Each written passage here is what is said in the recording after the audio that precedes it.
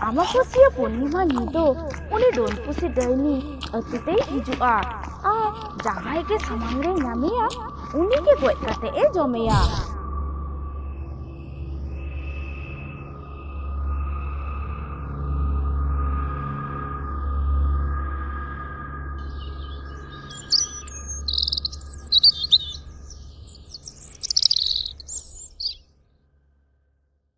Maji pahata khon galmarao tahakana. Abo do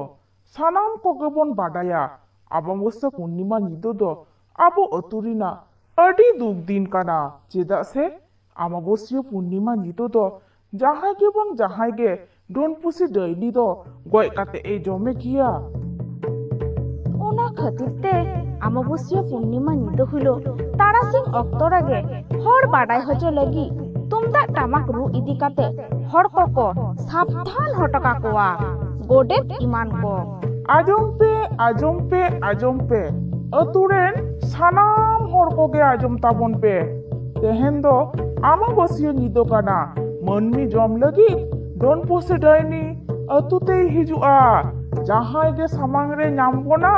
uni ge goi kate e jomeya onate sanam kothen nehor tahaina okoy ho ora khonte badhe alope otogo tabona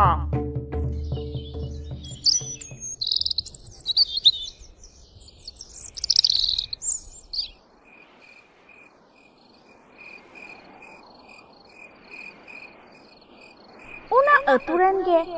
स्त्री जुड़ी पड़ी बाना हड़किन गालमाराव काना टेंटे आ टेंटे बहु जानो tehen dugin nyele giya Don Pussy Daini doy chit lekana आम दो माना बारन कथा को तो बांगे माजमा गुजु साना का में खान गुजु में अतुरन सानाम हर बतर ते को लुकु लुकु दो काना आर आय बपुराम नेले में बतर के बनुत ताया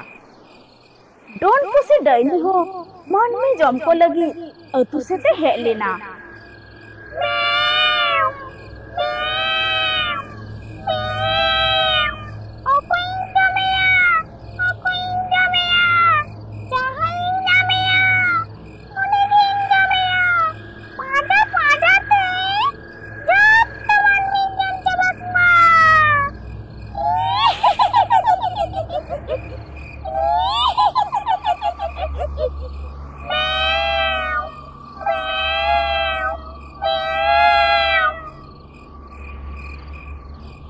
मानाबारन कथा बांगे आजम किदा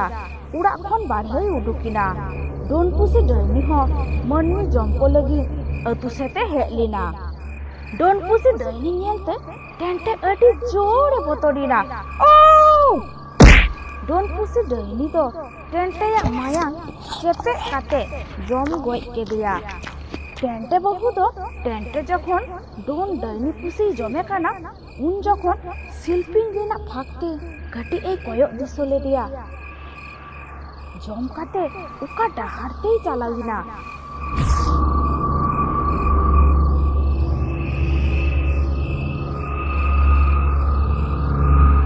किछुदिन तायनम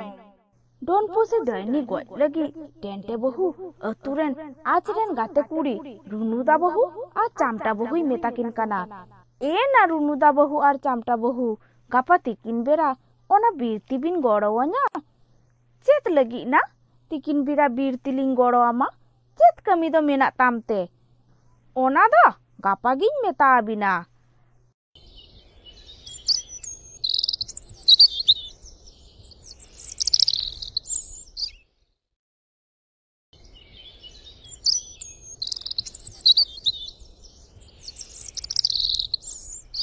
दूसर हिलो तिकिन बिरा पे हरते बीरते को चालाविना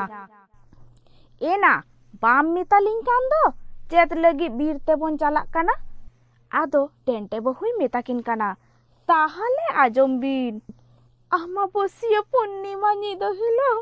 इन जावाई Don Pussy Daini जम गoj के दिया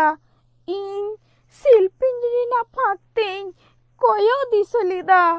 उनी दो पुसी दा बांग कनाय मिटांग बुढ़ी हर कनाय पुसी चिनते हेट लिना आर उनी पुसी के बुढ़ी डायनी रूप हाताव काते इन जवाई दोई जम गय केदेया आर उना बीरतेई चलाविना ओकारे ताहान काना कटिक बोन नेल पांजा हटोकाय गे रुनुदा बहुई मेन गद केदा जेथो बड़ी बांग हुयु ताबोना तो एना आबो दो पे हर आर नुआ दो सिंग बेरा डायनी आबोय दिसोले बोन खान रेहो बतर ते बाय हिजुआ आदो बीर ते को सेटेरिना कटे दानांग खन को नेले काना डोनपुसी डायनी दो झुपुतुनु दानांग देई जपित कादा ओना नेल काते उनको बेहर अतुरे को रुवर हे इना आर अतुरेन मजी बाबा साउते अतु मोरे हर डोनपुसी डायनिया कथा को मिता कुआ उना कथा आजम काते अतुरेन हर अडी भावना चिंतरे को पाड़ाविना चिको लिकाते आकुआ जीवी बांचाव दहरिना डाहार को पांजा ᱧᱟᱢᱟ उन जखन मार्शाले ले होचो केदा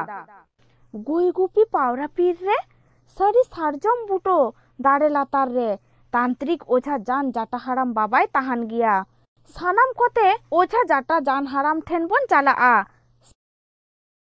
मझी हारामे मेन गद केदा चे लेकाते डोनपुसी डायनी ठेन खन जीवी बोन बांचावा उनी ओझा जाटा हाराम गे हा ए मेता आबोना ताहले चलो बोन गई गुपी पावरा पीर तांत्रिक जान जाटा हाराम ठेन दूसर हिलो ताराम ताराम ते गई गुपी पावरा पीर को चालाविना चालाव काते को नेलिदा तांत्रिक ओझा जान जाटा हाराम ध्यान साधना रे दुरुब कना बिन तिरिम ताराम श्रुहाय पाताल भैरवी चंडाल काली दिला हो बिन तिरिम ताराम श्रुहाय पाताल भैरवी चंडाल काली दिला हो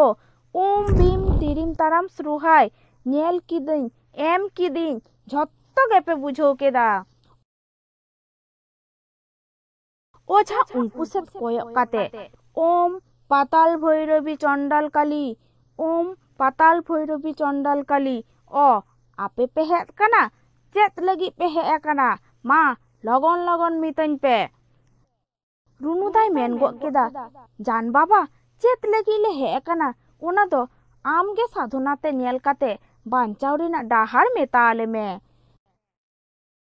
मिटटांग अरसी आज सामांग रे दोहो किदा आर मानतारे ले किदा अरसी नेल किदा छो गिली गिली कुड़ी को कुड़ा को हाराम को बूढ़ी को नुआ अरसी रे नेलो पे काली कपाली पाताल चंडी पाताल भैरवी लातार मने चेतान मने लातार पे आर नुआ अरसी रे नेल ᱧᱟᱢᱚᱜ पे आर उना अरसी रे डायनिया सुकड़ी मेरम पुची गिद्रो जम रेना कहिनी राकाब बिना मझी हारामे मेन किदा जान बाबा चेतेम नेल ᱧᱟᱢ केदा आले बांचाव रेना चेत उपाय हम पांजा ᱧᱟᱢ केदा ओझा आबार अरसी रे मानतारे ले किदा काली कपाली पाताल चंडी पाताल भैरवी चेतान मने लातार मने चेतान पे नुआ अरसी रे दिसो पे ताहले आजम पे अडी दिन रेनांग कथा आपे अतुरे मिटटांग खकय बुढ़ी हरे ताहा काना उनी बुढ़ी रेन दो मिटटांग असुल पुसी ताहा काना उनी पुसी दो गोटा अतु गे दाड़ान तहे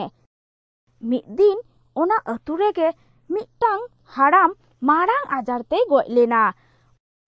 उना अतुरेन सानाम कोगे को मने किदा खकय बुढ़ी दो उनी हाराम दोय जम केदेया खकय बुढ़ी दोय डोन गिया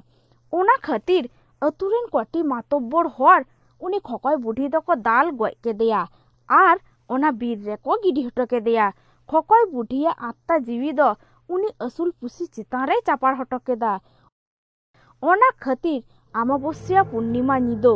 पुसिया रा आरांग आजम ᱧᱟᱢᱚᱜᱼᱟ पिठन जमा लेटन जमा माननी दुगुन जम को गया सीतान जमे सुकड़ीन जमे माननी दुगुन जमे गया हकुन जमे काकड़ान जमे चोरिन जमे या माननी मायांग दुगुन ᱪᱮᱯᱮᱡ ᱜᱮᱭᱟ ᱢᱮᱣ ᱢᱮᱣ ᱢᱮᱣ ᱢᱟᱹᱡᱷᱤ ᱦᱟᱲᱟᱢᱮ ᱢᱮᱱ ᱠᱮᱫᱟ ᱡᱟᱱ ᱵᱟᱵᱟ ᱟᱢ ᱴᱷᱮᱱ ᱞᱮ ᱥᱚᱦᱚᱨ ᱥᱮᱴᱮᱨ ᱟᱠᱟᱱᱟ ᱪᱮᱫ ᱞᱮᱠᱟᱛᱮᱞᱮ ᱵᱟᱧᱪᱟᱜᱼᱟ ᱚᱱᱟ ᱩᱯᱟᱹᱭ ᱯᱟᱸᱡᱟ ᱟᱞᱮ ᱢᱮ ᱟᱢᱵᱟᱵᱟᱹᱥᱭᱟᱹ ᱦᱤᱞᱳᱜ ᱛᱤᱠᱤᱱ ᱵᱮᱲᱟ ᱵᱚᱱ ᱪᱟᱞᱟᱜᱼᱟ ᱚᱱᱟ ᱚᱠᱛᱚ ᱰᱚᱱᱯᱩᱥᱤ ᱰᱟᱹᱭᱱᱤ ᱫᱚ ᱚᱱᱟ ᱵᱤᱨ ᱡᱷᱩᱯᱩᱛᱩᱨᱩ ᱨᱮ ᱡᱟᱹᱯᱤᱫ ᱜᱮᱭ ᱛᱟᱦᱮᱱᱟ ᱟᱯᱮ ᱥᱟᱱᱟᱢ ᱠᱚᱴᱷᱮᱱ ᱛᱟᱦᱮᱱᱟ ᱡᱟᱰᱟ ᱰᱳᱨ ᱨᱮᱱᱟᱜ ᱢᱚᱥᱟᱞ ᱥᱮᱸᱜᱮᱞ ᱟᱨ ᱤᱧ ᱴᱷᱮᱱ ᱛᱟᱦᱮᱱᱟ ᱢᱟᱱᱛᱟᱨ ᱯᱟᱲᱦᱟᱣ ᱫᱟᱜ ᱤᱧ ᱚᱸᱰᱮ ᱪᱟᱞᱟᱣ ᱠᱟᱛᱮ ᱰᱚᱱᱯᱩᱥᱤ ᱰᱟᱹᱭᱱᱤ ᱢᱟᱱᱛᱟᱨ ᱫᱟᱜ ᱛᱤᱧ ᱵᱚᱱᱫᱤᱭᱮᱭᱟ ᱟᱨ ᱟᱯᱮ ᱚᱱᱟ ᱡᱟᱰᱟ ᱰᱳᱨ ᱨᱮᱱᱟᱜ ᱢᱚᱥᱟᱞ ᱥᱮᱸᱜᱮᱞ ᱛᱮᱯᱮ ᱨᱟᱯᱟᱜ ᱜᱚᱡᱮᱭᱟ ᱛᱟᱦᱚᱞᱮ ᱜᱮ ᱟᱯᱮ ᱟᱹᱛᱩ ᱫᱚ ᱱᱤᱨᱦᱚᱭ ᱛᱮ ᱛᱟᱦᱮᱱᱟ ᱵᱟᱨ ᱫᱤᱱ ᱯᱚᱨ ᱟᱢᱵᱟᱵᱟᱹᱥᱭᱟᱹ ᱧᱤᱫᱟᱹ ᱥᱮᱴᱮᱨᱮᱱᱟ ᱡᱟᱱ ᱳঝা ᱡᱟᱴᱟ ᱦᱟᱲᱟᱢ ᱚᱱᱟ ᱟᱹᱛᱩ ᱛᱮᱭ ᱥᱮᱴᱮᱨᱮᱱᱟ ᱟᱫᱚ ᱥᱟᱱᱟᱢ ᱠᱚᱛᱮ ᱚᱱᱟ ᱵᱤᱨ ᱛᱮᱠᱚ ᱪᱟᱞᱟᱣᱮᱱᱟ ᱡᱷᱩᱯᱩᱛᱩᱨᱩ ᱨᱮ ᱪᱟᱞᱟᱣ ᱠᱟᱛᱮ ᱠᱚ ᱧᱮᱞ ᱮᱫᱟ ᱰᱚᱱᱯᱩᱥᱤ ᱰᱟᱹᱭᱱᱤ ᱫᱚᱭ ᱡᱟᱹᱯᱤᱫ ᱠᱟᱫᱟ ᱟᱫᱚ ᱨᱩᱱᱩᱫᱟᱭ ᱢᱮᱱ ᱜᱚᱫ ᱠᱮᱫᱟ ᱡᱟᱱ ᱵᱟᱵᱟ ᱦᱟᱹᱱᱤ ᱧᱮᱞᱮᱵᱤᱱ ᱰᱚᱱᱯᱩᱥᱤ ᱰᱟᱹᱭᱱᱤ ᱡᱟᱹᱯᱤᱫ ᱠᱟᱫᱟ ᱡᱟᱱ ᱵᱟᱵᱟ ᱪᱟᱞᱟᱣ ᱠᱟᱛᱮ ᱟᱭᱟᱜ ᱢᱟᱱᱛᱟᱨ ᱯᱟᱲᱦᱟᱣ ᱫᱟᱜ ᱛᱮ ᱡᱷᱩᱯᱩᱛᱩᱨᱩ ᱪᱟᱹᱲᱤ ᱵᱮᱲᱟᱨᱮᱭ ᱤᱨᱪᱤᱭᱟᱫᱟ ᱩᱱ ᱡᱚᱠᱷᱚᱱ ᱰᱚᱱᱯᱩᱥᱤ ᱫᱚ ᱟᱭᱟᱜ ᱢᱩᱨᱛᱤ ᱦᱟᱛᱟᱣ ᱠᱟᱛᱮ ᱟᱹᱰᱤ ᱡᱳᱨ ᱡᱳᱨᱮ ᱜᱳᱞᱮᱫᱟ ᱯᱤᱴᱷᱟᱹᱧ ᱡᱚᱢᱟ ᱞᱮᱴᱚᱧ ᱡᱚᱢᱟ ᱢᱟᱹᱱᱢᱤ ᱫᱩᱵᱚᱱ ᱡᱚᱢ ᱠᱚᱜᱮᱭᱟ ᱥᱮᱛᱟᱧ ᱡᱚᱢᱮ ᱥᱩᱠᱨᱤᱧ ᱡᱚᱢᱮ ᱢᱟᱹᱱᱢᱤ ᱫᱩ